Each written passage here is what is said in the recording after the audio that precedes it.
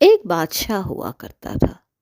اس نے اپنے غلاموں سے ایک راز کی بات کہی اور انہیں منع کیا کہ اس بات کو کسی دوسرے پر ظاہر نہ کرنا۔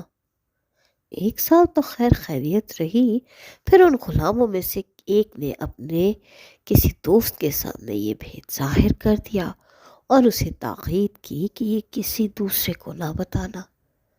اس کے دوست نے بھی اسی طرح کسی دوسرے کو یہ بات بتا دی۔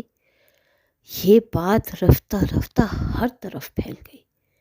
بادشاہ کو علم ہوا تو اس نے غضبناک ہو کر حکم دیا، ان سب غلاموں کے سر قلم کر دو۔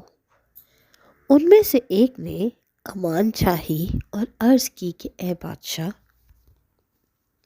تو اپنے غلاموں کو قتل نہ کر کہ اس خطا کی ابتدا تجھ ہی نے کی ہے۔ تو نے شروع ہی میں چشمے کا منہ کیوں بند نہ کیا؟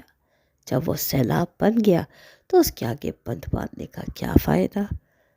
سمجھنے والی بات یہ ہے کہ تو نے بات منہ سے نکالی، تیرا اس پر قابو ہے، جب منہ سے نکال دی تو وہ تیرے اوپر قابو پائے گی۔